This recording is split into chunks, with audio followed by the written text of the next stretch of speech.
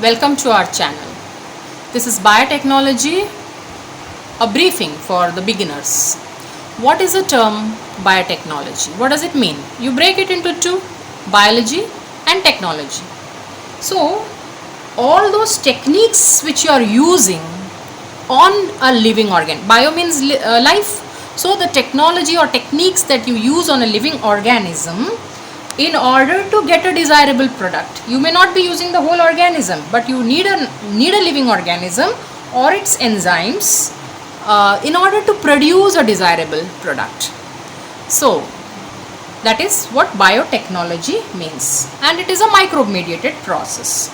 Okay, so biotechnology, before biotechnology came into existence, do you have any idea of was this kind of processes happening in our lives? Yeah, just look back. Think of curd making process at home. Think of bread baking process. How do you get breads at home? Wine brewing process. So many other fermented food that you make at home, idlis, dhoklas or whatever. They are all fermented. So some action of microbe is there. So we call it a microbe mediated process. So microbes are of great help to us. Every time when you think of microbe, it's not always disease causing. Even disease causing microbes can be manipulated for human welfare. So biotechnologists have learned to manipulate the microorganisms and make them useful, manipulate the microbes, commercialize their products. The process is done in order to get commercialized products. Okay, so in a restricted sense, when it is commercialized by manipulating microbes, when these microbes are used for commercial scale, on a larger scale, in a restricted sense, we have started calling it under the umbrella term biotechnology. But these things were going on earlier, so the idea came. Okay, why not these microbes can be manipulated? So, with the advent of biotechnology, that means how we could alter the microbes, it allowed us to overcome the weaknesses of so many traditional methods for obtaining medicines, traditional methods for doing our plant breeding processes, traditional method of obtaining a nutritional product. All this, the weaknesses in these processes, traditional processes, could be overcome with the advent of biotechnology. Just for an example, if I talk about production of insulin, the most common thing a child can easily accept is about insulin, because everyone has heard this. Insulin, people are so much dependent. Every third person in an area is affected by they are diabetic, they are affected, they need insulin. So such large demand of insulin in the population, how could it be fulfilled? There was a time when, before biotechnology, where people were there, diabetic people were there, but very less in number. So the traditional method involved slaughtering of cattle like pigs and cows. Just imagine, cattle like pigs and cows being butchered, their pancreas being squeezed to get the amount of insulin needed, and that would be so less.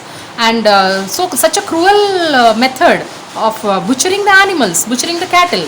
So that is just not possible anymore with such a large population and the lifestyle of people making them more and more prone to diabetes. So diabetics are more and more, every house you can see a diabetic, one or more. So how do the demand be fulfilled? So here comes the boon, the biotechnology as a boon.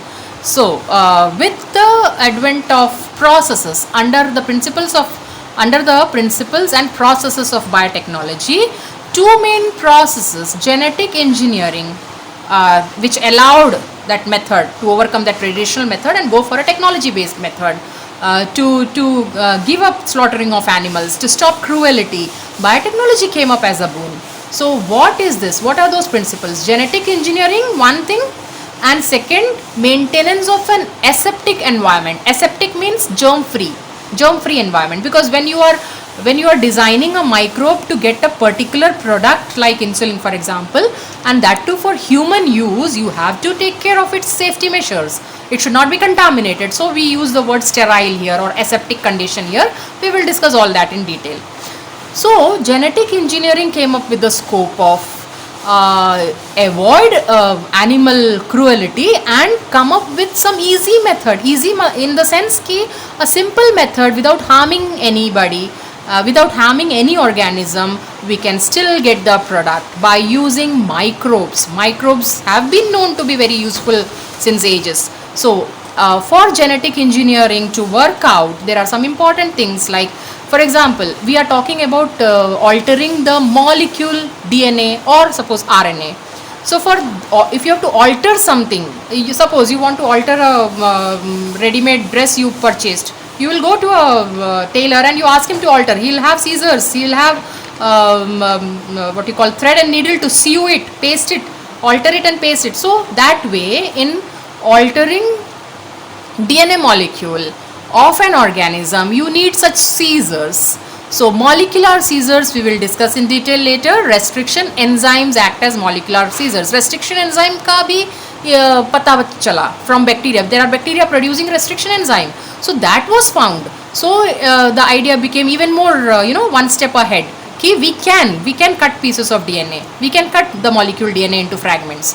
Then other enzymes were also found. Ki ab kaate hai to jodna hai. Ligase came. Ligase was found. Ligase is an enzyme which acts as a glue. तो आपने कुछ तोड़ा, उसको जोड़ना भी है. So that is called altering. So you could manipulate a microorganism by the use of such enzymes. There are many more which we will discuss one by one in later videos. So with restriction enzyme and ligase made the possibility of altering. See how. This is a bacteria called suppose E. coli. Generally E. coli are used as a host. So this is a bacteria called E. coli, and you all know that bacteria contains a this is its main genome. Okay, this is main genome which is needed for its growth, and this is its extra chromosomal element that is called plasmid. If you are not those who are not very clear with plasmid, let me tell you in short.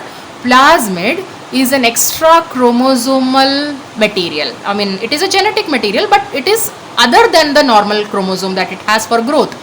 It has got various genes giving that particular microbe a specific character. There may be many microbes of the same species having different characteristics based on the genes present on the plasmid. So there may be a microbe, for example, pneumonia causing microbe. One may be virulent, one may be non-virulent, because their plasmid, the one whose plasmid contains the virulent gene, toxin producing gene, will be virulent. It will cause pneumonia. Whereas there may be another same species Streptococcus bacteria where the plasmid is not having that virulent gene, so it will not infect. So the same species, genes on the plasmids make them a different strain. We call it different strains. Clear? So what is plasmid in short? These are extra chromosomal material, double stranded. They are DNA, normally DNA, double stranded, self-replicating. They have their own origin of replication. They don't depend on the main chromosome for their replication. So they have all such features. इसलिए scientists found कि why not take it out? It is not going to affect the microbe. You take out the plasmid, you alter it, and you give it back, and then make the microbe have a new feature in it for the desirable feature that you want to give. So this idea gave them isolate the plasmid, cleave it, cleave meaning cut it, cleave it using restriction enzyme.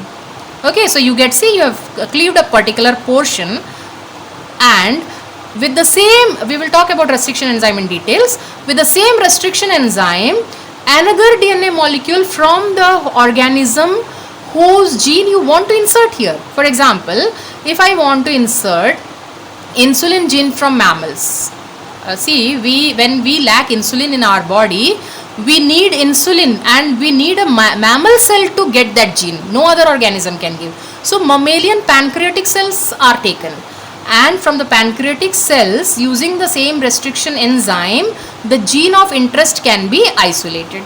You can cut it at particular areas. We will talk about those things in detail. You can cleave it.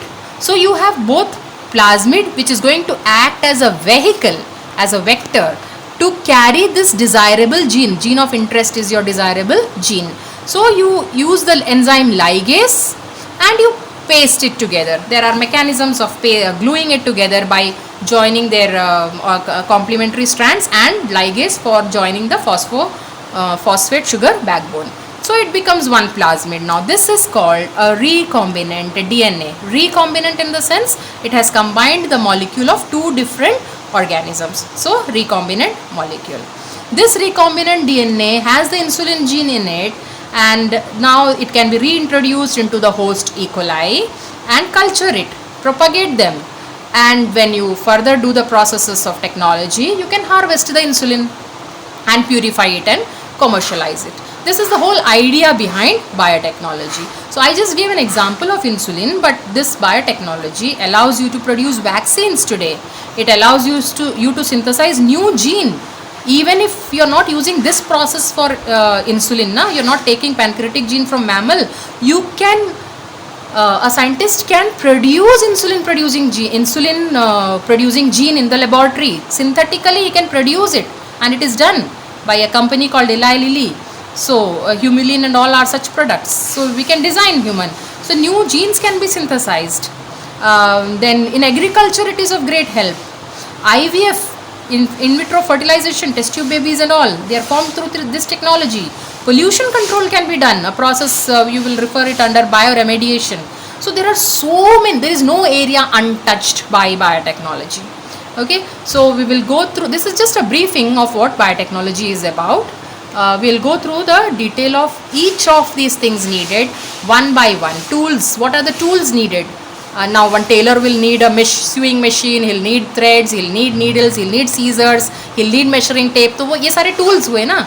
Like that in biotechnology also we will need tools. So one by one we'll discuss those tools, and then you will understand better. Thank you so much.